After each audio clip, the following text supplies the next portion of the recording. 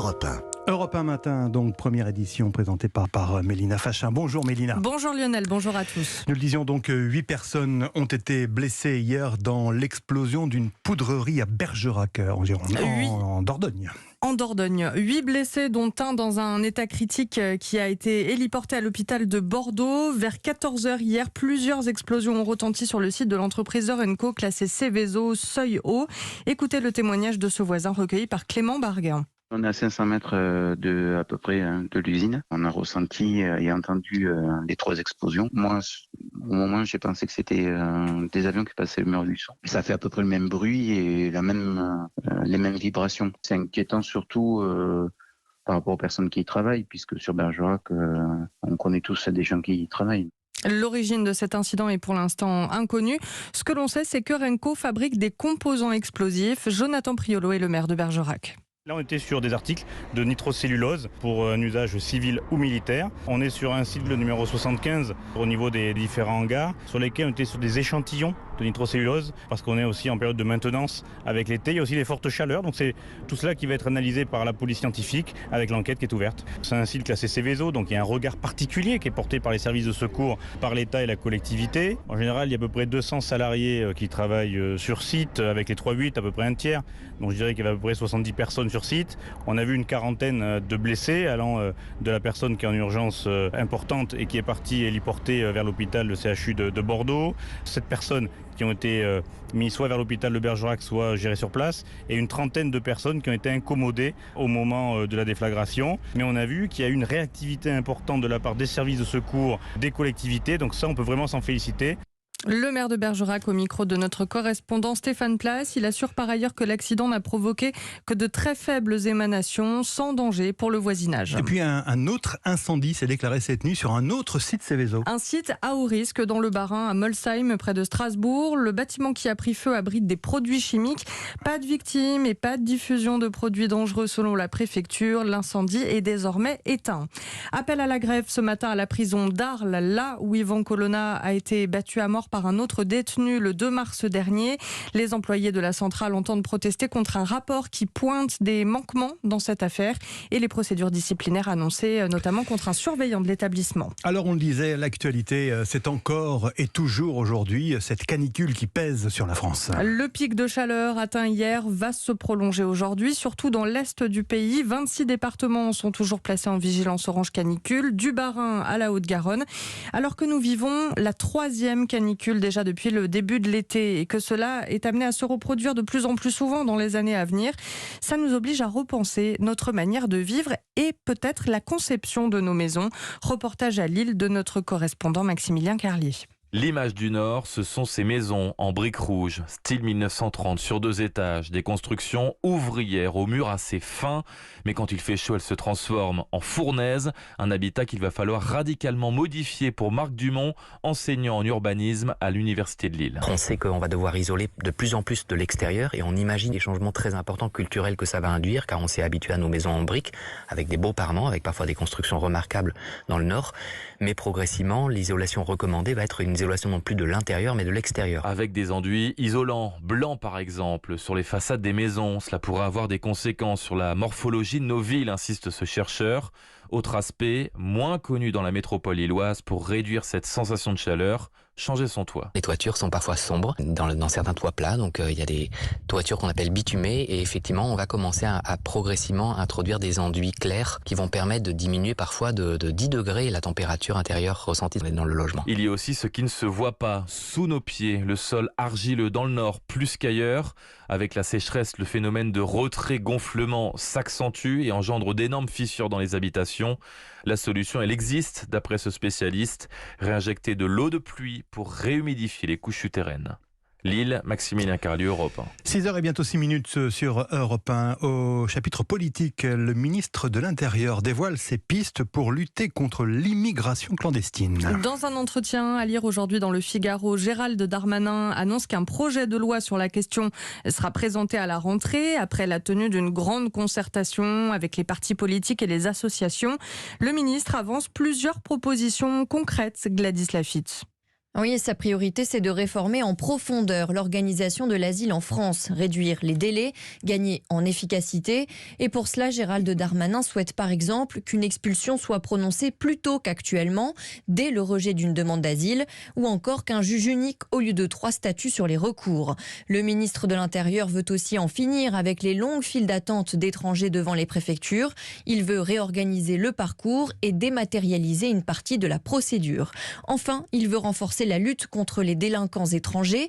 Il demande au préfet de les placer en priorité dans les centres de rétention administrative, quitte à faire sortir les étrangers sans casier judiciaire pour faire de la place, et d'augmenter d'1 tiers les places de ces centres au nombre de 1700 aujourd'hui. Les explications de Gladys Lafitte du service police-justice d'Europe 1.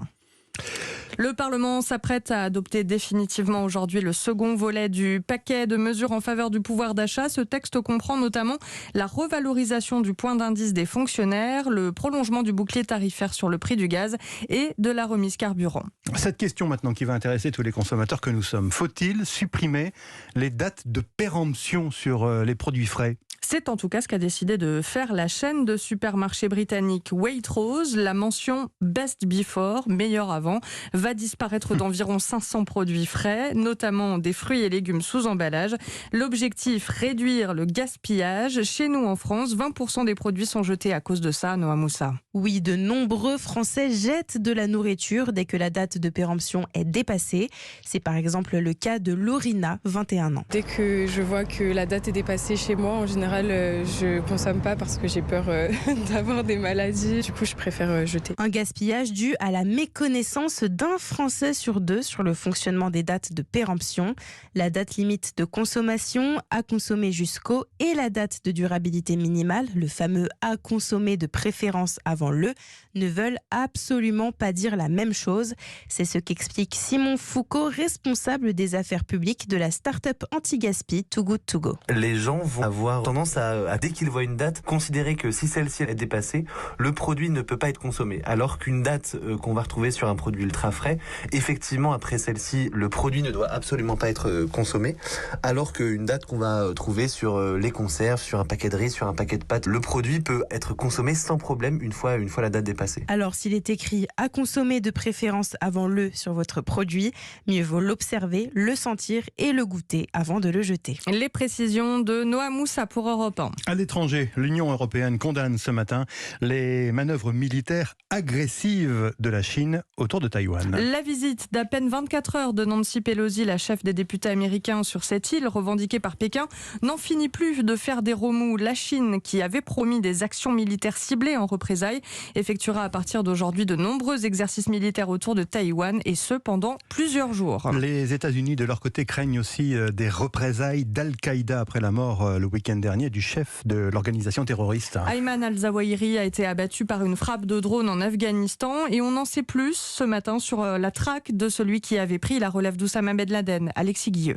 Oui, d'après la CIA, Ayman al-Zawahiri s'est caché pendant des années à la frontière entre l'Afghanistan et le Pakistan. Pendant cette période, les Américains ont mis sous surveillance tout un réseau de personnes soupçonnées d'aider de près ou de loin le leader terroriste.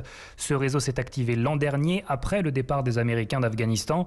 La CIA a d'abord pu établir le retour à Kaboul de la famille d'al-Zawahiri avant d'être certaine, au début de l'année, que le chef d'Al-Qaïda s'est lui aussi installé dans la capitale. Le 1er avril, la Maison-Blanche est informée. Al-Zawahiri vit dans une maison du quartier huppé des ambassades à Kaboul, propriété détenue par des membres d'un réseau taliban. Dans les semaines qui suivent, la CIA comprend qu'Ayman al-Zawahiri ne sort jamais de cette maison, mais passe de longs moments à lire seul sur le balcon, notamment en début de journée. Une opportunité pour les Américains de frapper sans dommages collatéraux sur le bâtiment ou le voisinage. Le 25 juillet, Joe Biden donne son autorisation finale. Dimanche matin, 2 missiles d'extrême précision sont tirés par un drone. Une frappe menée par la CIA dans le plus grand secret, y compris à Washington. Plusieurs officiels du Pentagone ont appris la mort d'al-Zawahiri quelques minutes seulement avant l'annonce de la Maison-Blanche. Alexis Guilleux, notre correspondant aux États-Unis. Après la France, mardi, les États-Unis ratifiaient à leur tour les protocoles d'adhésion de la Finlande et de la Suède à l'OTAN. Les deux pays avaient pris cette décision historique de renoncer à leur neutralité en raison de la guerre en Ukraine. En tout, 23 États membres de l'OTAN ont donné leur feu vert à cette adhésion sur les 30 nécessaires pour l'acter. Alors, Avec cette canicule, difficile d'échapper à la chaleur aujourd'hui encore. Alors on va au moins essayer de nous rafraîchir un peu par procuration pour finir ce journal. Avec quelques extraits de films sélectionnés par Marie Jiquel qui pourraient presque nous faire un peu grelotter. Nous n'irons pas jusqu'à envier la cryogénisation de Han Solo dans l'Empire contre-attaque de la saga Star Wars. I love you. I know. Mais nous rejoindrions bien ces personnages du 7e art, même si leur situation n'est pas idéale. Oh, j'espère que ça va pas durer longtemps, je vais être en retard, moi. Du maladroit Jean-Claudius débronzé Pays merveilleux à l'attachant numéro bis d'Astérix et Obélix Mission Cléopâtre. C'est pas possible. Il fait au moins 8000.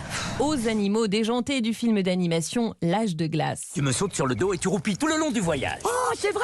Non. Cette fois-ci, enlevez le personnage mais gardez le paysage. Bienvenue dans ce grandiose hôtel abandonné du Colorado où Jack Nicholson ne fait pas que couper du bois avec sa hache et finit congelé. Johnny. Vous avez reconnu Shining. Enfin, lui profiterait bien de notre soleil brûlant. Le bonhomme de neige Olaf de la Reine des Neiges. J'ai plaisir à fermer les yeux et à imaginer la vie d'un bonhomme de neige en été.